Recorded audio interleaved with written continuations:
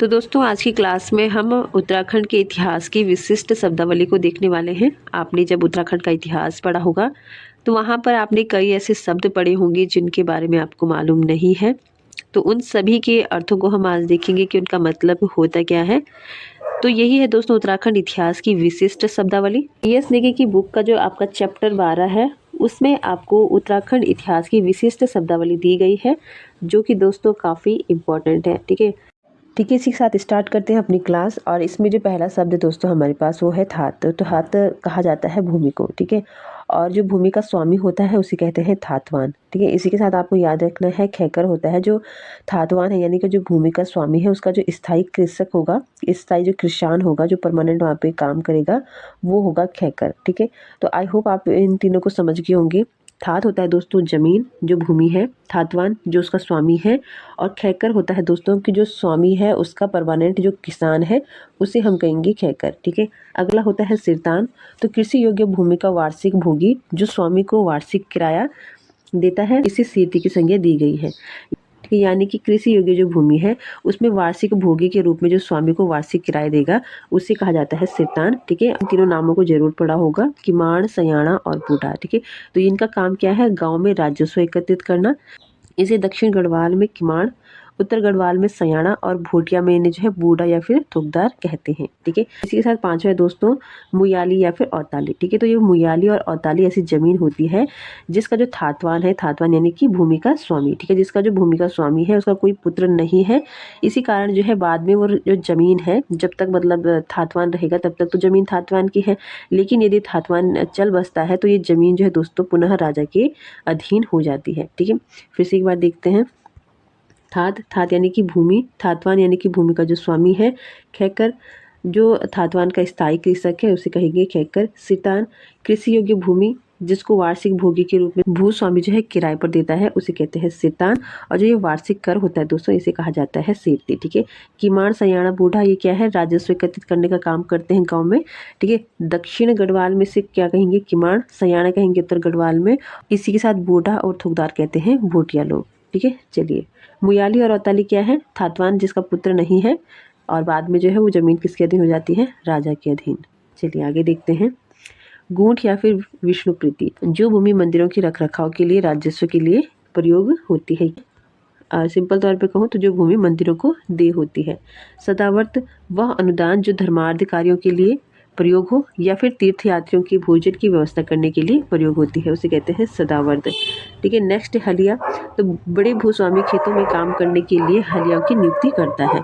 हलिया यानी कि हल लगाने वाला। जो बड़े बड़े भूस्वामी होते हैं वो अपने खेतों में काम करने के लिए हल लगाने वालों की अर्थात हलिया की नियुक्ति करता है। नेक्स्ट है सांझी। तो जो बाबर क्षेत्र है वहाँ पर कृषि योग्य भूमि को अधिया या फिर अधेल के लिए लेता है। नेक्स्ट है संजायत भूमि। ठीक है, नाम से ही इसका पता चल रहा है वह भूमि जिसका बंटवारा नहीं किया गया या जिसका स्वामित्व गांव के संपूर्ण निवासी या फिर कुछ परिवारों के पास होता है, यानी कि ऐसी जमीन जिसका बंटवारा हम नहीं कर सकते हैं वो होती है संजायत भूमि। नेक्स्ट है गुल। ठीक है, तो खेतों की सिंचाई के लिए बनाई गई छोटी नहर। चलिए फिर से देख लेते हैं एक बार। विष्णुप्रीति तो मंदिरों को दी जाने वाली भूमि है ये। सदावर्त ठीक है, तीर्थ यात्रियों को या फिर धर्मार्थी कार्यों के लिए प्रयोग की जाने वाली। हलिया तो बड़े जो भूस्वामी है वो खेतों में काम करने के लिए हलिया की नियुक्ति करता है। इसी बात साक्षी। ठीक है, तो बाबर क्षेत्र में कृषि भूमि को जो है अधिया या फिर अधेल के लिए लेता है। संजायत ऐसी भूमि जिसका बंटवारा नहीं किया जा सकता। और इसी के साथ गुल। ठीक है, तो खेतों में सिंचाई के लिए बनाई गई छोटी नहर। चलिए आगे देखते हैं। नेक्स्ट है दोस्तों नौला। ठीक है, तो भूमिगत जल को एकत्रित करने के लिए बनाए जाते हैं नौला। ठीक है, चुपटोला। इसी के साथ चुपटोला तो छोटे जल छिद्र जिसका प्रयोग चरवाहा और मवेशी करते हैं। इसी के साथ सीमार या फिर गजार तो भूमि का कीचड़युक्त हिस्सा जो होता है उसे कहते हैं सीमार। ठीक है, खाल तो वर्षा जल संरक्षण के लिए बनाए जाते हैं। ठीक है, नेक्स्ट होता है धार।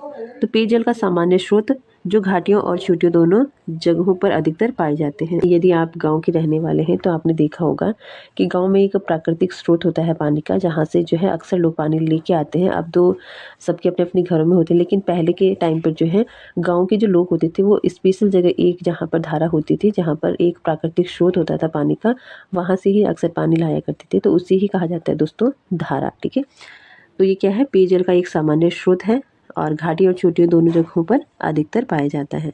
चलिए आगे देखते हैं। नेक्स्ट है दोस्तों थोकदार। तो थोकदार क्या है? एक वित्त अधिकारी है। ठीक है, कहने का मतलब है कि राज्य और प्रधान के मध्य ये क्या करता है? राजस्व का काम करता है। नेक्स्ट है बेनाम भूमि।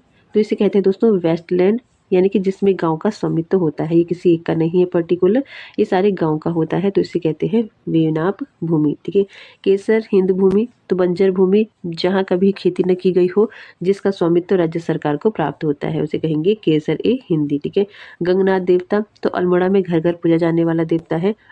इसी के साथ अट्टा सट्टा। ठीक है, तो विवाह का एक प्रकार होता है।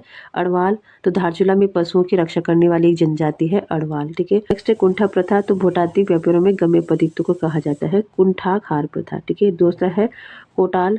तो ग्राम प्रधान के अधीन एक कर्मचारी होता है जिसे कोटाल कहते हैं। चलिए आगे देखते हैं दोस्तों।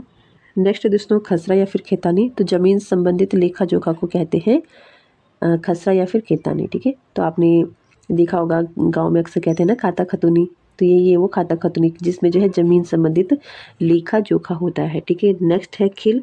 तो बंजर भूमि के लिए खिल कहा जाता है गेंडागर्दी। ठीक है, तो चंद शासक में देवी चंद के काल को कहा जाता है गेंडागर्दी। नेक्स्ट है चंपुली। तो सोका जनजातियों का एक लोक नृत्य है। जरीब। ब्रिटिश काल में विके द्वारा भूमि मापन का एक प्रयुक्त छड़ क्या है? जरीब। थर्प। तो कत्यूरी काल में शासकों के एक प्रशासनिक भवन। दोस्तों पटरंग वाली प्रथा। तो रेशम रंगने की जूठी प्रथा की इंद्र समय के टाइम पर थी, इसे कहा जाता है पटरंग वाली। नेक्स्ट है ढांगर। प्राचीन काल में यातायात के साधन न होने के कारण पर्वतीय क्षेत्रों के निवासी पैदल चलकर मंडियों से व्यापार करने को डांगर कहते हैं। ठीक है, चलिए आगे देखते हैं। नेक्स्ट है विरुदावली। इसका अर्थ उपाधि से होता है। आठ कर। तो युद्ध संबंधित कर जो सेना ठहरने नामक स्थान पर लिया जाता है।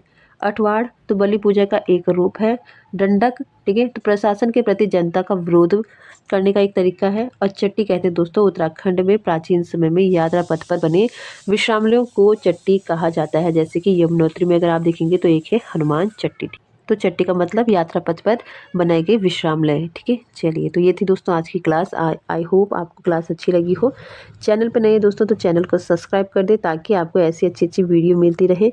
और इसी के साथ दोस्तों आज के लिए इतना ही। मिलते हैं नेक्स्ट क्लास में, तब तक के लिए धन्यवाद।